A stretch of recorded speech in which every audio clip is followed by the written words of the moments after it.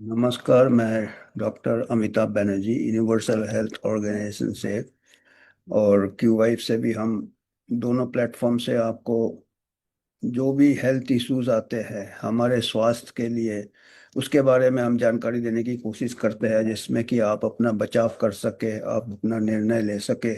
तो अभी आज का जो मुद्दा है, अभी जो काफ़ी हीट वेव चल रहा है, चारों तरफ गर्मी और लू लग रहा है। जैसे बात हम कहते हैं लू लग गया, जिसको कि हीट स्ट्रोक कहते हैं।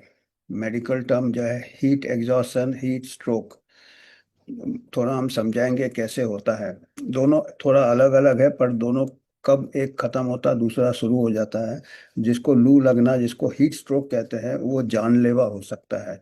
और अभी रोज आ रहे हैं अखबार में, आज ही मैं पढ़ रहा था अखबार में। एक दिन में नागपुर में 45 डिग्रीज तापमान चला गया, 45 डिग्री सेल्सियस।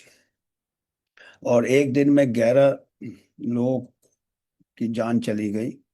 और ऐसे पाए गए कई शव पाए गए, रेलवे कोच के पास पाए गए। आपको मालूम है कि रेलवे अभी काफी गर्दी रहता है।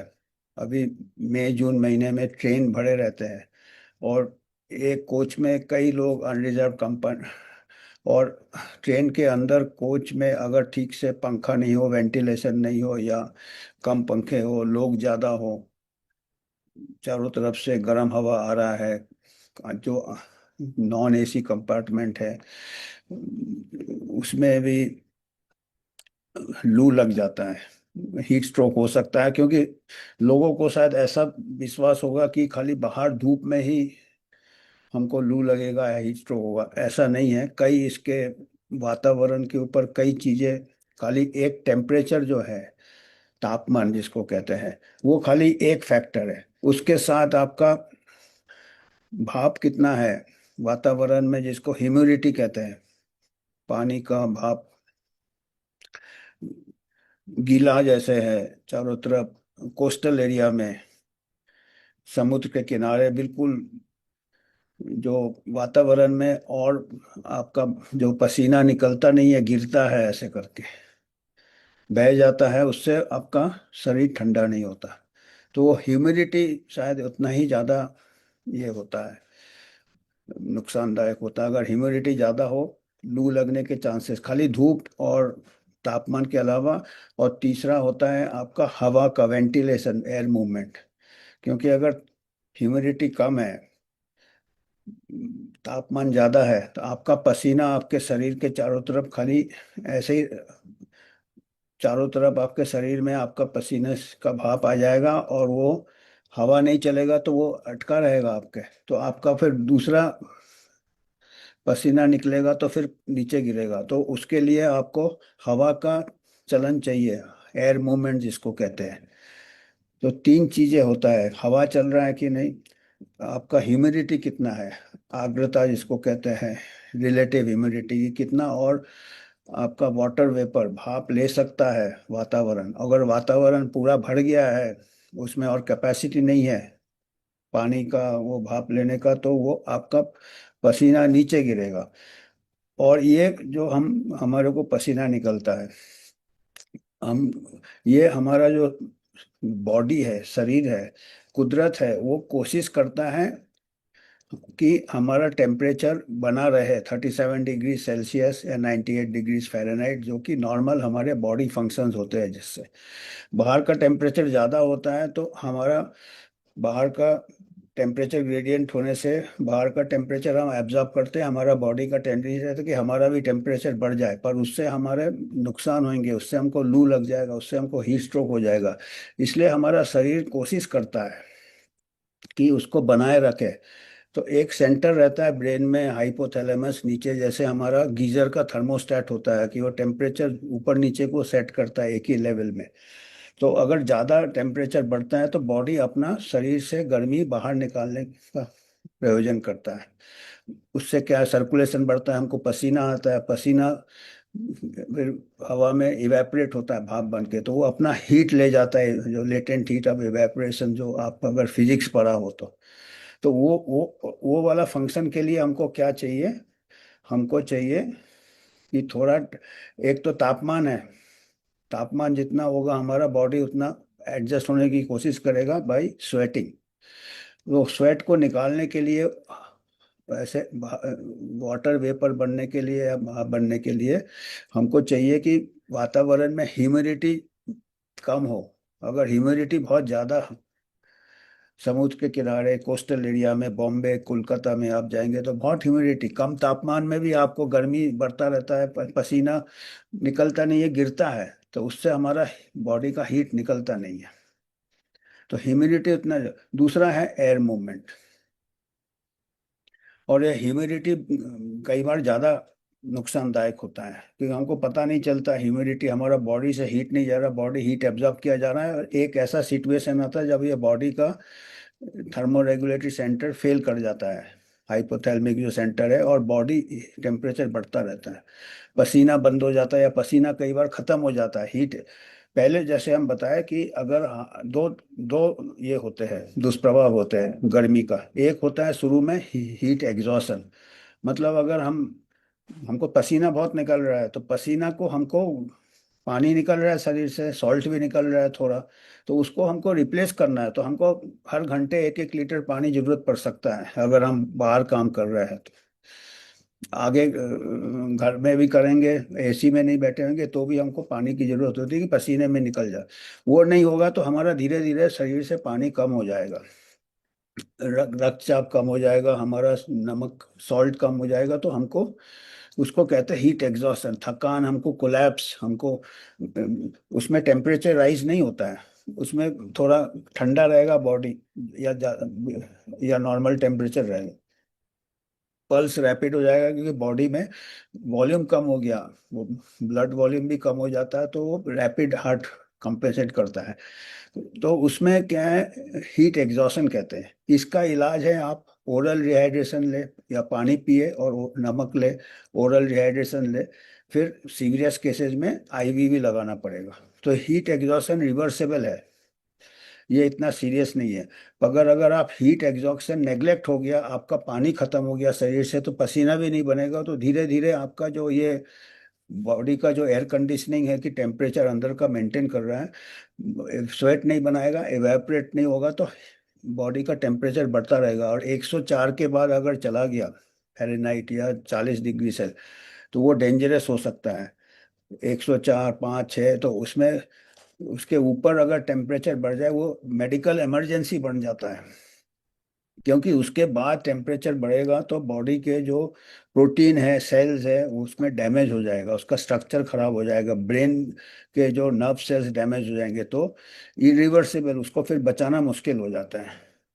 तो इमीडिएटली हीट स्ट्रोक में हमको पहले से पता करना चाहिए कौन कौन से परिस्थिति में हीट स्ट्रोक हो सकता है।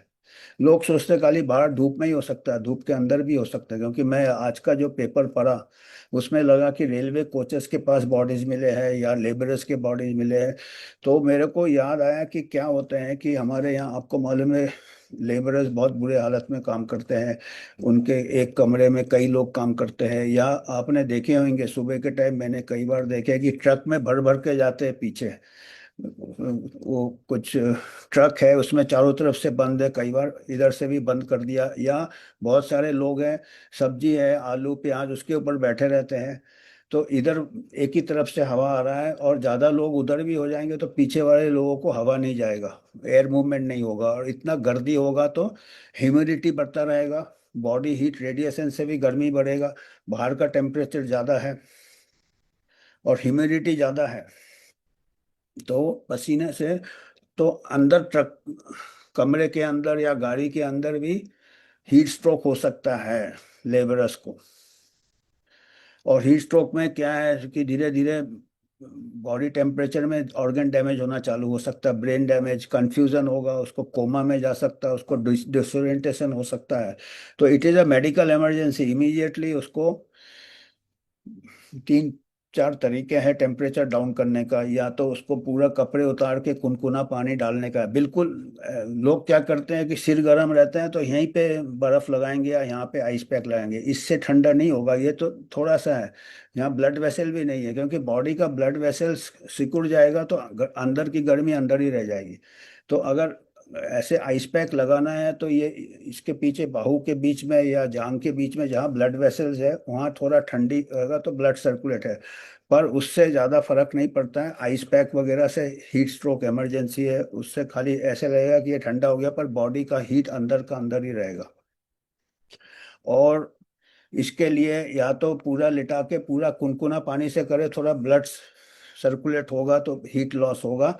या फिर आइस बाथ पूरा टब में जिसमें कि ठंडा पानी हो, वो है। और तीसरा, उसको अस्पताल में इमरजेंसी में भर्ती करना है। आईवी जो आईवी फ्लूइड्स है वो कोल्ड आईवी फ्लूइड्स दे सकते हैं, जिसमें अंदर से कोर टेम्परेचर कम करना बहुत जरूरी है वो हॉस्पिटल में। Emergency, it's a medical emergency. इसको पहले तो एंटिसिपेट करना चाहिए कि ऐसे माहौल में, जैसे हमको याद आया, ये जो हम अभी ट्रक में देखते हैं या हम अनरिजर्व कंपार्टमेंट में देखते हैं, या कई में ट्रक में बैठ के सब जा रहे हैं, कई लेबरर जा रहे हैं, तो उसमें वेंटिलेशन बंद हो सकता है चारों तरफ से। पीछे ट्रक खिड़की खिड़की नहीं रहता है, एक खाली बाहर की तरफ रहेगा। उधर भी इतने लोग हो गए तो अंदर की तरफ, पीछे की तरफ पूरे एक ऐतिहासिक, एक पूरा हमारा इतिहास बदल गया था। एक ऐसे हादसा हुआ था 1756 या 1757 में, फोर्ट विलियम कोलकाता में, जिसको कहते हैं ब्लैक होल ऑफ कैलकाटा। उसमें वो आपको मालूम है ईस्ट इंडिया कंपनी आया था, अंग्रेज आए थे वहाँ पे। जो वहाँ का जो रूलर था सिराजुद्दौला, वो यंग था उस टाइम, नया नया 1756 में। तो अंग्रेज को दोनों के बीच में घुटपेट वगैरह होते रहते थे। तो उनका, अंग्रेजों का कोई उस टाइम जो कई कंटिजेंट था या कुछ ऐसे उनके ये चल रहे थे, विवाद चल रहे थे, तो उन्होंने काफी इसके सिराजुद्दौला के सेना जाके कई अंग्रेजों को कैद कर लिया था और उनको डाल दिया था फोर्ट विलियम में। एक छोटा सा कमरा था, कमरा का साइज था 18 फीट बाई 14 फीट 10 इंच। छोटा सा कमरा 18 फीट में। वो कहते हैं कि 146 लोगों को कैद बंद कर दिया था उसमें। ओवर क्राउडेड था और खाली दो छोटे छोटे खिड़की थे। और उसमें कहते हैं जो ब्रिटिश का जो उनका जो वहाँ पे इंचार्ज था, उसका नाम हॉलवेल था। वो कहता है कि हमारे को 146 को डाल दिया था और उसमें से 123 लोग की मौत हो गई थी हीट स्ट्रोक से। देखिए, बंद कमरे में, धूप वूप नहीं, क्योंकि कलकत्ता का ह्यूमिडिटी भी ज़्यादा है। टेम्परेचर 40 से ज़्यादा तो जाता नहीं होगा, 30, पर ह्यूमिडिटी जो है, और काफी लोग ओवरक्राउडिंग, और उसमें से कहते हैं कि 123 लोग मारे गए। हालांकि वो थोड़ा बड़ा चढ़ा के बोला था, क्योंकि उसको प्रोजेक्ट करना था कि इन लोग कितने ये हैं, इतने मतलब निर्दयी है कि इतने जाने चली गई। और उसके बाद फिर रिटेलिएशन हुआ, उन्होंने फिर बदला लिया। बदले के बाद में फिर बैटल ऑफ प्लासी हुआ, फिर ईस्ट इंडिया कंपनी फिर हावी हो गया धीरे धीरे धीरे धीरे। पर उन्होंने उसने प्रोजेक्ट किया था। एक्चुअल बाद में फिर से जो इंक्वायरी हुआ, उसमें पता चला कि इतने से कमरे में 146, 146 लोग आ ही नहीं सकते हैं। तो एक्चुअल फिगर था 64 और उनमें से 23 का डेथ हो गया था, तो वो 43 का डेथ हुआ था। एक्चुअल फिगर उसने बोला 146 में 123 का डेथ हुआ, वो भी ज़्यादा है। पर ये तो उसने बोला, क्लेम किया, पर एक्चुअली 64 लोग थे और उसमें से 43 डेथ, वो भी ज़्यादा है। मतलब 60% लोगों का फेटेलिटी रेट। अगर ऐसे कंडीशन में भरे जाए लोग गर्मी में, तो हीट स्ट्रोक होने के चांसेस बढ़ जाते हैं। और ये भी ज़्यादा है। देखिए, 64 लोगों को, 64 लोगों को बंद किया ऐसे छोटे से कमरे में, उनमें से 24 घंटे में 43 लोगों का डेथ हो गया, मतलब 67% लोग मारे गए। और इन्होंने खैर फिगर ज़्यादा बोला, पर परसेंटेज डेथ रेट उतना ही था, बहुत ज़्यादा था। ये जून 20, 1756, Kolkata, black hole of Kolkata. तो ये तो 200 साल पुराना कहानी है। और इससे हमारा पर मैं अभी जो देखता हूँ हमारे यहाँ इतना ज़्यादा अनएम्प्लॉयमेंट है, इतने ज़्यादा एक्सप्लॉइटेशन है। जो काम करते हैं कई बार ऐसे बंद कमरे में काम करते हैं, और मशीनरी भी चलता उसका भी हीट होता, पानी सप्लाई, कोल्ड वाटर, ये वाटर। हालांकि थोड़ा एक्लेमेटाइज हो जाते हैं लोग, जो लोग काम करते हैं वो आदी हो जाते हैं, पर ये डेंजर। तो मेरे को लगता है कि हम अपने यूएचयू की तरफ से कि हम खाली सोचते हैं कि बाहर टेम्परेचर ही ज़्यादा है, टेम्परेचर के साथ ह्यूमिडिटी ज़्यादा है, वेंटिलेशन। तो ऐसे जो कोचेज है या ऐसे ट्रक्स है, और गरीब लेबरर का कोई, जितने भी अभी बता रहे हैं नागपुर में 11 में से 5 बॉडी अनक्लेम्ड है। मतलब ये आते हैं बेचारे, गांव से आते हैं, इससे आते हैं, इनको कोई पूछने वाला नहीं है, इनका कोई ये नहीं है। और अभी जब पढ़े लिखे लोगों को ही हम बता रहे कि ये कॉकरोच है, तो इनकी कहाँ गिनती आएगी? कॉकरोच से भी नीचे कोई, कल कोई ऐसे जिम्मेदार लोग ऐसे बात करते हैं तो आप सोच सकते हैं जो एक्सप्लॉइट करते हैं उनके लिए क्या है। तो ये हम देख रहे थे कि ये फिगर बनता रहता, पर अभी बाकी मिडिल क्लास तो गाड़ी भी एसी है, ऑफिस भी एसी है, सब कुछ एसी है, पर ये जो जा रहे हैं और यहाँ से बैठ के हम हीट स्ट्रोक कर रहे हैं। पर जो वर्किंग कंडीशंस है, ट्रांसपोर्ट कंडीशंस है, हमारे यहाँ पब्लिक ट्रांसपोर्ट का बुरा हाल है। हमारे प्रधानमंत्री कहते हैं कि पब्लिक ट्रांसपोर्ट इस्तेमाल कीजिए, जो लोग करते हैं उनको ही। बसेस का कंडीशंस देखो कितना क्राउडेड रहते हैं पब्लिक, उसमें हीट स्ट्रोक हो सकता है। हम सोचते खाली धूप में ही होगा।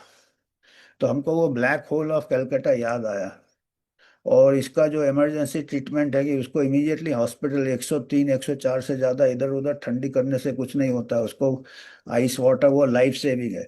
बाकी टाइम हीट एग्जॉशन होता है, जब तक आपका पसीना आ रहा है आपको डेंजर नहीं है। पसीना आना बंद होता है मतलब खत्म हो गया, या आपको कोई स्किन डिजीज एक्सटेंसिव है या कपड़े ये है, तो वो पसीना, आपका पसीना नहीं आ रहा तो आपका बॉडी कूल नहीं हो रहा, तो आपको हीट स्ट्रोक हो सकता है। ये सब थोड़ा वार्निंग साइंस है। कुछ लोगों को स्किन डिजीज होता है जो ब्लॉक हो जाते हैं, स्वेट ग्लैंड्स ब्लॉक हो जाते हैं, ये आ जाते हैं। लाइट कपड़े पहनना है, वाइट कलर कपड़े पहनना, दिन के टाइम हल्का पहनना, लूज फिटिंग, तो वाइट कलर से रेडिएशन हीट होता है, रेडिएंट हीट वो कम होगा। पर मेन होता है आपका, एक तो तापमान होता है, ऊपर से ह्यूमिडिटी होता है, तीसरा होता है एयर मूवमेंट और एयर कंडीशन में। तो ये मैं थोड़ा बताता हूँ इतिहास में, और अभी का अगर हम देखेंगे तो ब्लैक होल ऑफ कैलकाटा और ये हमारे जो लेबरर के वर्किंग कंडीशंस है वो ऐसे ही है तकरीबन। ये देखिए, ऐसे आपने देखे होंगे बाएं तरफ, ये तो हमने थोड़ा खुला बताया, कई बार इसको भी लोग ढक देंगे, या पीछे जो लेबरर है, बच्चे अच्छे छोटे, वो पीछे रह जाएंगे, या इवन बड़े लोग पीछे जो है, आगे वाले वो एक प्रकार से वेंटिलेशन ये कर सकते हैं, और काफी कई बार लोड हो जाते हैं। और ये दाहिने तरफ दिखा रहा है ब्लैक होल ऑफ कैलकाटा। इसमें इतने लोग को डाल दिया था, ऐसे 64 भी डाले हो, उसमें भी 43 का डेथ हो गया था। तो इसका जो टेम्परेचर ज़्यादा होता, first aid immediately remove clothes, हल्के कपड़े, और कुनकुना पानी देना है, बिल्कुल बर्फ सिर में नहीं लगाने का है। और पंखा तेज करना, हमने जैसे करा कि एयर मूवमेंट होना चाहिए, और जो आपका पसीना उठेगा उससे आपका गर्मी ले जाएगा शरीर का।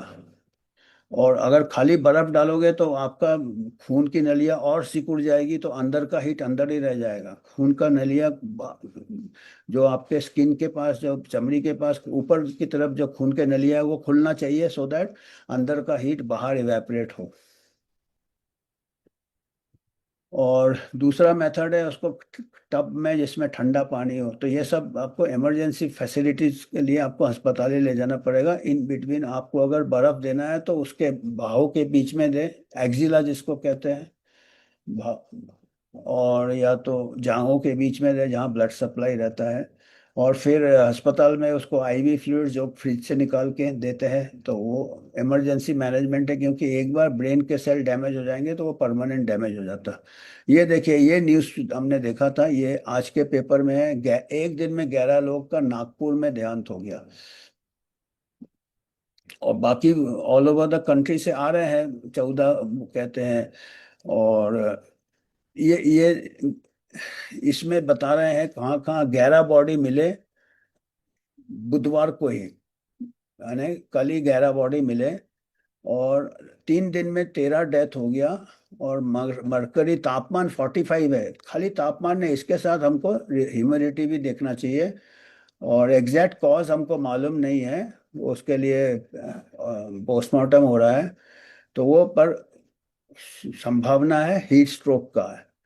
और peak afternoon fully expose to the harsh sun. अभी ये एक चीज बता रहे हैं कि ये धूप में थे, हम हमारा ये कहना है कि अंदर भी अगर कंडीशंस ठीक नहीं हो, वेंटिलेशन नहीं हो, वर्क कर रहे हो, ओवर क्राउडिंग हो, तो उसमें भी हीट स्ट्रोक हो सकता है। बाहर तो होगा ही, उसमें भी आपका हीट, क्योंकि बहुत गर्मी है तो हवा नहीं चल रहा है, कहीं वेंटिलेशन नहीं है, तो उसमें होगा। तो पर हमको ख्याल रखना चाहिए कि बंद कमरे में भी हीट स्ट्रोक हो सकता है अगर वेंटिलेशन ठीक नहीं हो और ह्यूमिडिटी बढ़ता रहता है। बंद कमरे में ज़्यादा लोग हैं तो सभी पसीना, तो वो पूरा रिलेट ह्यूमिडिटी बहुत हो जाता है, तो उसमें आपका पसीना पानी जैसे नीचे गिर जाएगा। तो ये हमने थोड़ा बहुत, ये ब्रेन, हाँ हाँ, डैमेज हो जाता है। ये गलत है। ये खाली आप ऊपर कपड़ा दोगे तो उससे कुछ ज़्यादा फर्क नहीं पड़ता है। टाइम नहीं वेस्ट करना है। अगर हीट स्ट्रोक है, 104 से ज़्यादा टेम्परेचर है, फ़ारेनहाइट, और सेल्सियस 40 से ज़्यादा है, तो ये है, तो थोड़ा सा खोल के पूरे कपड़े, तेज पंखा और थोड़ा कुनकुना पानी, इससे जो है ऊपर के खून की नलियां खुलेंगे और हीट लॉस होगा, और इवेपरेशन, और खून का नलिया वासो कंस्ट्रिक्शन नहीं होगा, जिससे कि हीट अंदर ही दबा रह जाए। इसके बाद कोल्ड वाटर मोस्ट इफेक्टिव, अगर कोल्ड वाटर इमर्शन, ये फैसिलिटी। इसके बाद ये अस्पताल में आपको ऑर्गन फेलियर भी हो सकता है, तो इसको, क्योंकि हाई हीट से प्रोटीन वोटीन डीनेचर हो जाते हैं, तो हर, तो ब्रेन का और भी ऑर्गन्स के, तो कोल्ड आईवी में ड्रिप लगता है, फिर गैस्ट्रिक लवाज भी ठंडे पानी से कर सकते हैं, ये सब फिर अस्पताल वाले संभालेंगे, ये इमरजेंसी है। तो यही है ब्लैक होल ऑफ कैलकाटा हम देख रहे थे। ये ब्लैक होल ऑफ कैलकाटा में ये जो फिगर बता रहे हैं, ये 146 ब्रिटिशर्स ने बताए थे, और अभी का जो एस्टिमेट है वो 164 है। और ये अंग्रेजों ने बताया कि 146 में से 143 का मारे गए थे हीट स्ट्रोक से, पर एक्चुअल क्या है 43, वो भी ज़्यादा है। अगर 64 लोग को कैदी बनाया था ब्लैक होल में, और उसमें से 43 का देहांत हो गया, तो वो भी बहुत ज़्यादा है। तो ये यही था आज हमको। और आपको अगर कुछ योगदान करना है आप कर सकते हैं, हम एक इंडिपेंडेंट ये है, आपको हेल्थ इश्यूज में इंफॉर्मेशन लाते हैं।